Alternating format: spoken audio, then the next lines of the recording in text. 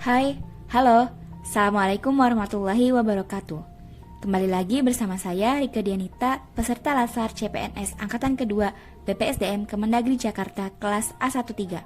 Pada kesempatan kali ini, saya akan kembali membagikan pengalaman saya dalam pelajaran agenda kedua mengenai ASN berakhlak.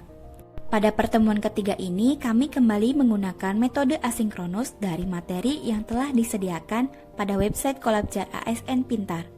Pembelajaran kali ini kami diminta untuk membuat video rancangan aktualisasi nilai berakhlak di tempat kerja. Saya memulai dengan melakukan pengambilan video dibantu oleh rekan-rekan. Dimulai dari berorientasi pelayanan, yaitu menerapkan 5S, senyum, salam, sapa, sopan, santun dalam penyuluhan. Akuntabel, datang tepat waktu dan menggunakan fasilitas kantor secara bertanggung jawab, efektif, dan efisien. Harmonis, membina hubungan baik dan minim konflik sesama rekan kerja. Loyal, menjaga data pasien karena bersifat privasi.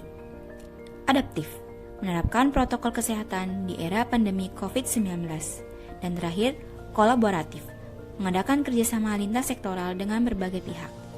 Pembelajaran asinkronis selanjutnya adalah kami dimintai memberi contoh upaya membangun nilai ASN berakhlak dalam melaksanakan tugas sehari-hari sebagai ASN yang profesional dengan mengidentifikasi potensi penghambat dan cara penyelesaiannya.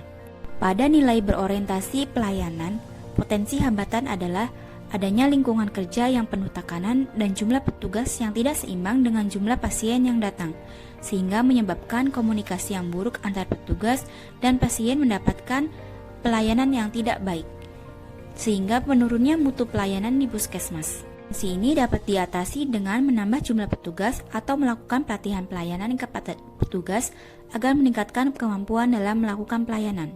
Melakukan survei kepuasan masyarakat untuk meminta kritik dan saran dari masyarakat. Akuntabel, melaksanakan pelayanan dengan jadwal yang sudah tersedia.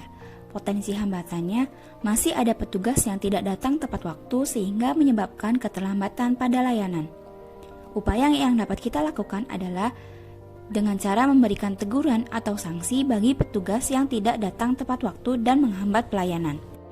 Kompeten, hambatan yang ada adalah petugas yang hanya fokus pada kemampuannya saat ini dan melakukan pekerjaan apa adanya. Upaya untuk mengatasi ini adalah rutin mengadakan seminar dan pelatihan atau studi banding untuk meningkatkan kompetensi petugas. Harmonis, potensi hambatannya yaitu tingginya tekanan dalam pekerjaan dan kurangnya kepekaan antar petugas untuk membantu satu sama lain, dengan anggapan bahwa program tersebut bukan tanggung jawabnya.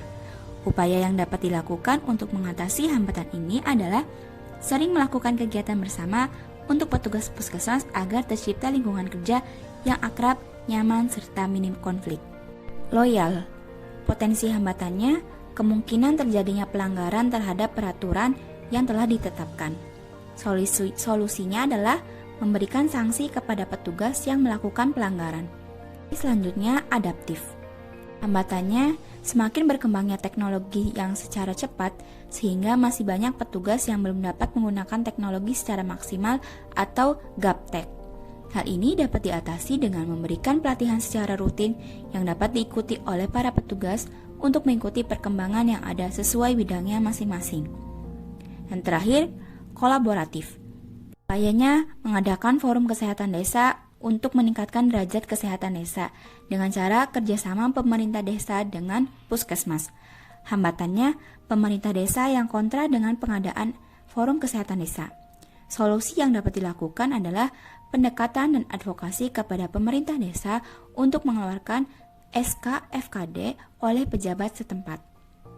Dengan pembelajaran asinkronus hari ketiga ini mengenai ASN berakhlak, ternyata masih banyak didapati hambatan-hambatan untuk menerapkan nilai ASN berakhlak di tempat kerja. Sehingga dibutuhkan adanya sosialisasi mengenai nilai ASN berakhlak dan pembinaan kepada semua